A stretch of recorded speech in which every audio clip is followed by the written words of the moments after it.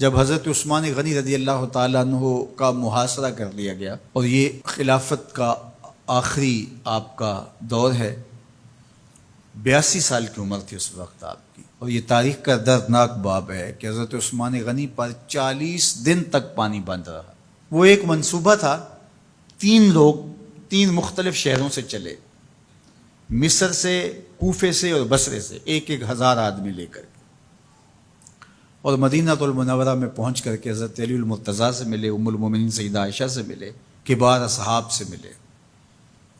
تو جو انہوں نے کہا تو انہوں نے ان کو کہا کہ نہیں، ایسی کوئی بات نہیں، فہمائش کر کے واپس بھیج دیا۔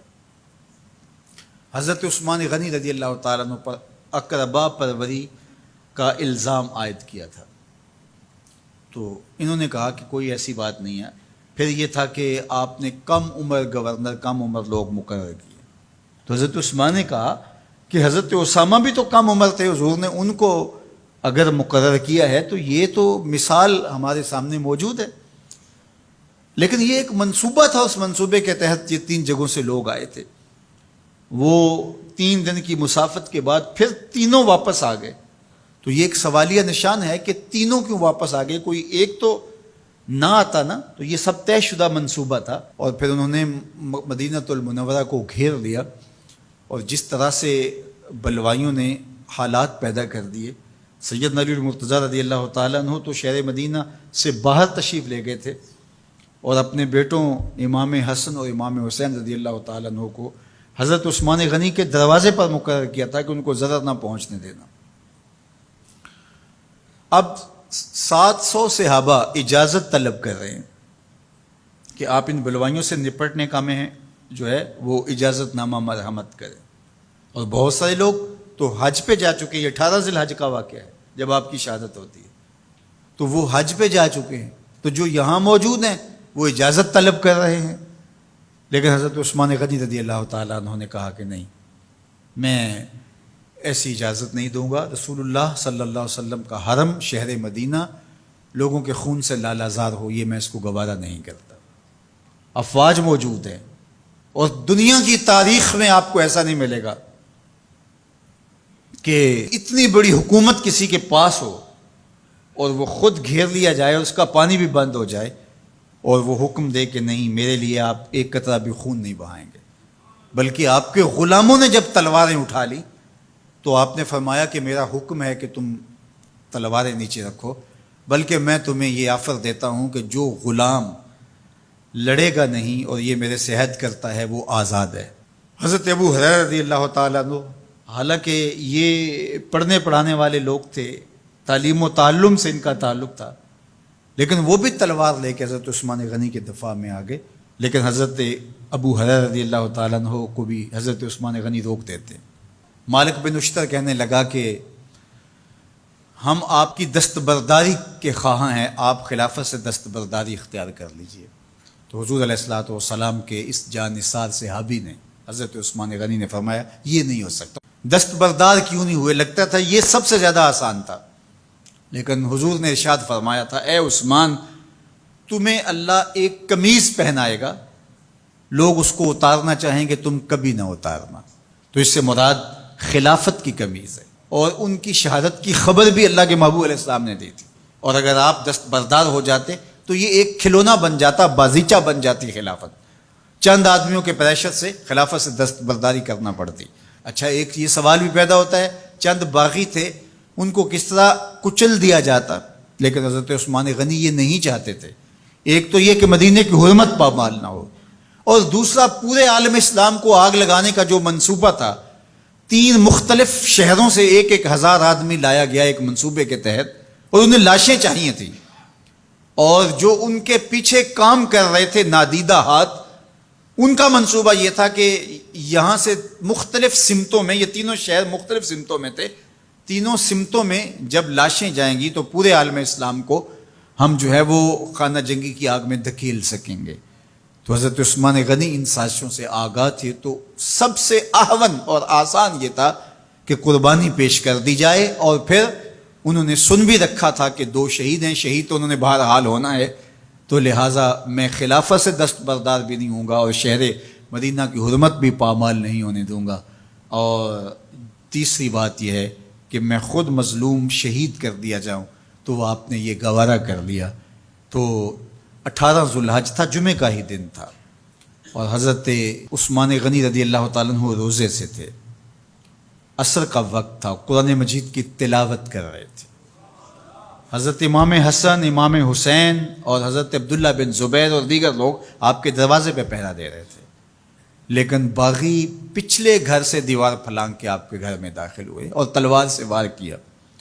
آپ کی زوجہ حضرت نائلہ آگے بڑھیں اور ہاتھ سے روکنا چاہا، آپ کی انگلیاں کٹ گئیں۔ پھر دوسرا وار کیا تو حضرت عثمان غنی رضی اللہ تعالیٰ عنہ کا دایاں ہاتھ کٹ کے گر گیا۔ حضرت عثمان غنی رضی اللہ تعالیٰ عنہ نے افسوس کیا اور کہا کہ تم نے وہ ہاتھ کاٹ دیا جس سے میں وحی کی کتابت کیا کرتا تھا۔ پھر اس کے بعد آپ پر 9 وار کیے گئے اور آپ کو شہید کر دیا گیا، اور آپ کا خون قرآن مجید پڑھتے ہوئے اس آیت پہ گرا، فَسَيَكْفِيكَهُمُ اللَّهُ وَهُوَ السَّمِيعُ الْعَلِيمُ۔ تو حضرت عثمان غنی رضی اللہ تعالیٰ عنہ مظلوم شہید کیے گئے، بھوکے اور پیاسے شہید کیے گئے، ظلماً شہید کیے گئے۔ حضرت عبداللہ بن عمر رضی اللہ تعالیٰ عنہ فرماتے ہیں کہ حضور فتنوں کا ذکر کر رہے تھے کہ فتنے ہوں گے، بہت بڑے فتنے ہوں گے۔ تو ایک شخص نے چادر اوڑھی ہوئی تھی اور وہ مجلس واعظ کے قریب سے گزرا جہاں حضور کچھ ارشاد فرما رہے تھے، تو آقا کریم نے اشارہ کر کے کہا اس دن یہ شخص حق پہ ہوگا۔ عبداللہ بن عمر کہتے ہیں کہ میں اٹھا اور جا کے دیکھا تو وہ حضرت عثمان تھے۔ تو میں نے حضرت عثمان کے چہرے کو پکڑ کے تھوڑا سا حضور کی جانب کیا اور میں نے کہا حاضہ حضور، یہ اللہ کے محبوب فرمایا ہاں یہی، جب فتنے ہوں گے تو فرمایا یہ حق پہ ہوگا۔ تو حضرت عثمان غنی رضی اللہ تعالیٰ عنہ حق کی راہوں کے مسافر، جنہیں حضور کی زبان سے شہید کہا گیا، اور شہید کسی کا انجام ہوتا ہے، تو حضور نے فرمایا یہ شہید ہوگا۔ شہید وہی ہوتا ہے جو بحالت ایمان اس دنیا سے راہ خدا میں اپنی جان قربان کرے۔ فرمایا فَإِنَّمَا عَلَيْكَ نَبِيٌّ وَصِدِّيقٌ وَشَهِيدَانٌ، اے پہاڑ رک جا، تو جانتا نہیں تیرے اوپر اللہ کا ایک نبی ہے، ایک صدیق ہے اور 2 شہید ہیں۔ تو حضرت عثمان غنی رضی اللہ تعالیٰ عنہ عظمتوں کے مینار، اللہ اکبر۔ تو یہ حضرت عثمان غنی رضی اللہ تعالیٰ عنہ کا یہ کارنامہ تھا کہ آپ نے اپنی جان پیش کر کے امت کو جو ہے وہ فتنوں سے محفوظ کر لیا اور امت کو بچا لیا۔ حضرت عثمان غنی رضی اللہ تعالیٰ عنہ پہ کروڑوں رحمتیں، کروڑوں سلام۔ ہم آپ کی عظمت کو سلام پیش کرتے ہیں، عقیدتوں کا خراج پیش کرتے ہیں۔ حضور کی خدمت میں ایک جنازہ لایا گیا اور حضور سے عرض کی گئی حضور اس شخص کا جنازہ پڑھا دیجئے، تو حضور نے انکار کر دیا، کہا میں جنازہ نہیں پڑھاؤں گا۔ تو صحابہ نے عرض کیا یا رسول اللہ، کبھی ماضی میں ایسا نہیں ہوا، جب بھی کوئی جنازہ لایا جاتا ہے تو آپ جنازہ پڑھا دیتے ہیں اور آپ نے آج انکار کر دیا ہے؟ تو فرمایا یہ شخص میرے عثمان سے بغض رکھتا تھا اور اس کو اللہ نے بھی اپنی رحمتوں سے محروم کر دیا ہے۔ حضور نے اس شخص کا جنازہ نہیں پڑھایا جو مبغض عثمان غنی رضی اللہ تعالی عنہ۔ تو اب آپ اندازہ کیجئے وہ کتنا بدبخت شخص ہے جو حضرت عثمان سے بغض اور دشمنی رکھتا ہے۔ حضرت عثمان غنی رضی اللہ تعالی عنہ سے اللہ کے محبوب علیہ السلام نے کتنی خوبصورت ارشاد فرمائی، میں اس سے حیا کیوں نہ کروں جس سے اللہ کے فرشتے بھی حیا کرتے ہیں۔ یعنی عثمان غنی وہ ہیں جس سے اللہ کے فرشتے بھی حیا کرتے ہیں، اور جو عثمان غنی کا حیا نہیں کرتا اس سے بڑا بے حیا کون ہو سکتا ہے۔ حاکم نے مستدرک کے اندر روایت ذکر کی ہے کہ بہت سارے صحابہ حضور کی بہت ساری خوبیوں کے مظہر تھے، اور سب سے زیادہ حضور کے خلق کے مشابہ حضرت عثمان غنی رضی اللہ تعالیٰ، اور خلق میں سب سے اونچا درجہ حیا کا ہوتا ہے۔ تو حضرت عثمان غنی رضی اللہ تعالیٰ عنہ حیا کے اس مقام پہ فائز المرام تھے جو انہی کا مقصوم تھا۔ اللہ ہمیں حضور کے اہل بیت، حضور کے اصحاب، بلکہ حضور کے در کی مٹی کی تعظیم بھی نصیب کرے۔ اقبال نے کہا تھا خاک طیبہ از دو عالم خوش ترست، آن خنک شہرے کے آنجا دل برست۔ ہمیں تو طیبہ کی مٹی بھی اچھی لگتی ہے اس لیے کہ وہاں محبوب جو رہتے ہیں۔ تو محبت تو اس چیز کی متقاضی ہوتی ہے، محبوب کی راہوں کو بھی سلامی پیش کی جائے۔ تو جو حضور علیہ السلام کے ساتھ منسوب اتنی وقی نسبتیں ہیں ان کا احترام کیوں نہیں کریں گے؟